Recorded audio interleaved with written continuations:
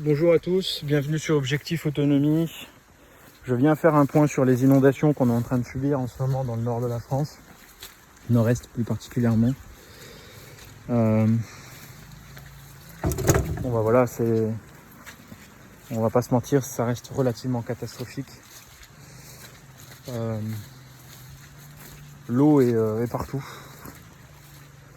partout. Et du coup, bah, les dégâts sont présents, quoi.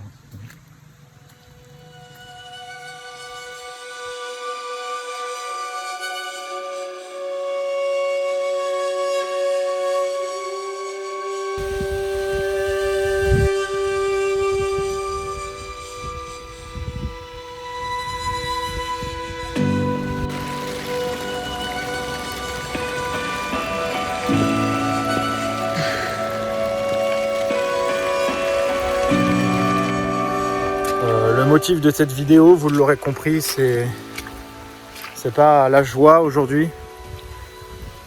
Voilà, c'est la Chenevière, donc c'est mon jardin. Là, le potager, il est complètement immergé dans l'eau. Pour ceux qui ont suivi les vidéos d'avant, là c'est toute la zone ici des courges.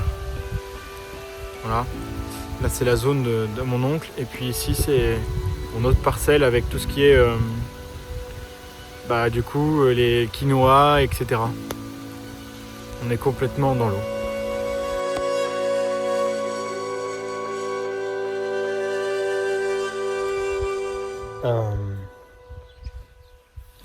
Bon, j'ai pas perdu ma maison,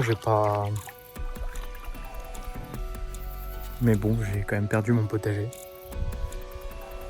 Et c'est beaucoup de travail, beaucoup d'heures de travail finalement, à imaginer, à rêver,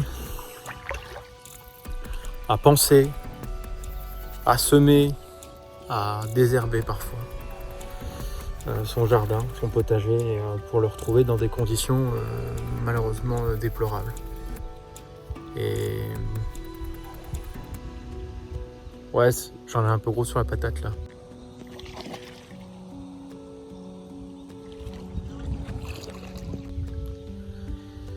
Pour vous montrer un peu dans quel état je suis, je vais essayer simplement de vous montrer derrière moi.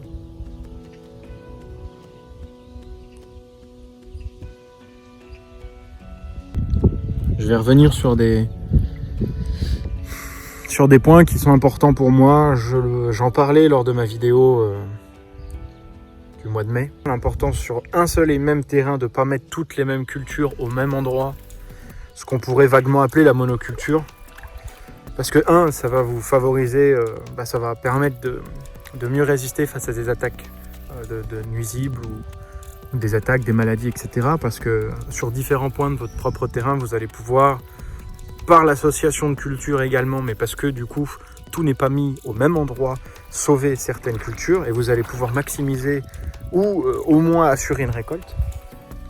Mais donc ça déjà, et deuxio, ne pas mettre toutes les cultures, toutes vos cultures sur le même terrain. Essayez d'avoir plus de terrain.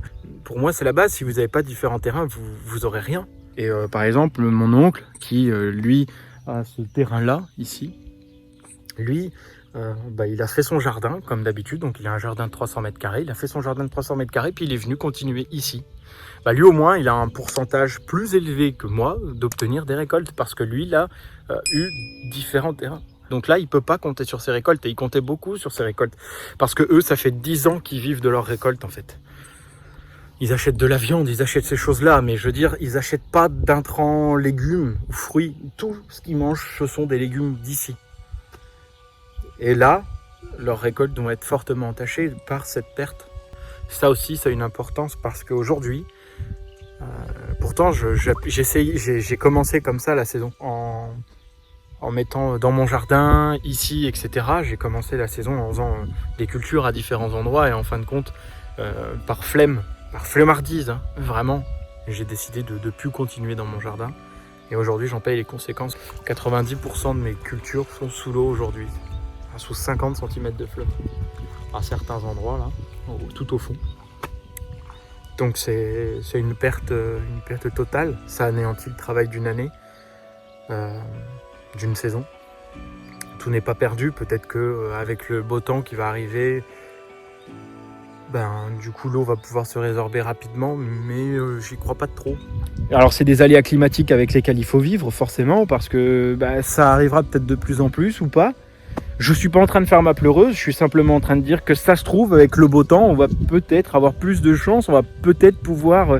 l'eau va se résorber très rapidement et les cultures ne vont pas moisir, elles vont pas mourir asphyxiées, mais... Donc écoutez, on verra bien, je vous tiendrai informé.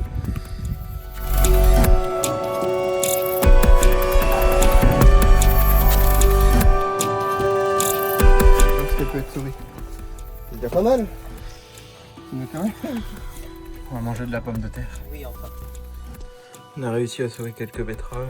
Quelques courgettes, mais elles sont vraiment moches. Il y a une espèce de truc comme ça, là, des carottes. Et voilà.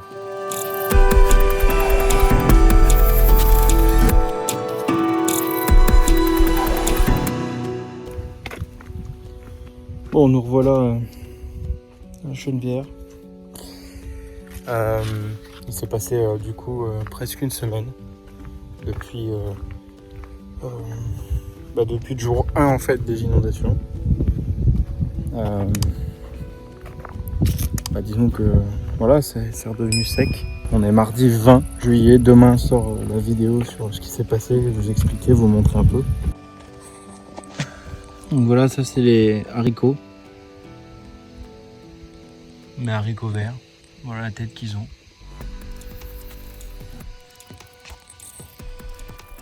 Voilà la tête de pied de tomate. C'était mes boutures beauté blanche. Donc, tout ce qui est haricots verts, donc là c'était les haricots plats, nains, c'est foutu aussi. Quant à elles, les carottes ont également survécu. Les choux.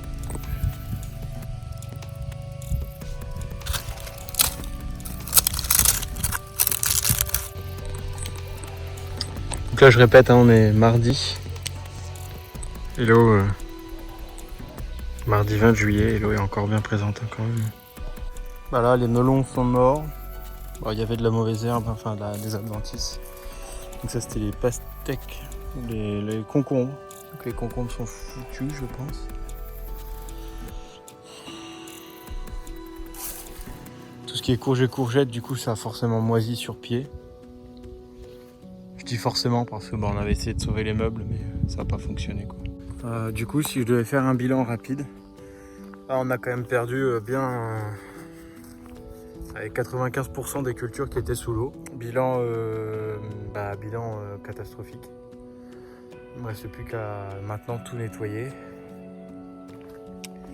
Et puis tout nettoyer et puis préparer mon sol entre guillemets pour les cultures d'automne et d'hiver. Donc avec un amendement du sol assez fort. C'est les aléas en fait, ça fait partie de ces choses qui peuvent arriver quand on est en autonomie ou qu'on essaye d'être en autonomie alimentaire. Je le savais, c'était un risque que je connaissais. Là, la nature nous dit on efface tout, on recommence. On va préparer le terrain pour les cultures automne-hiver. Et en espérant que cet hiver, du coup, les eaux ne remontent pas. Et voilà, il faut se dire que du coup, les catastrophes n'arrivent pas toutes les années d'affilée. C'est pas tout le temps comme ça. Et quand on gère bien, quand la nature nous permet d'avoir de belles récoltes, ça nous permet de pallier aux années où justement les récoltes sont maigres. C'est aussi ça le pilier d'autonomie, c'est anticiper et prévoir pour les années qui suivent. Il faut surtout pas baisser les bras. À très vite sur Objectif Autonomie.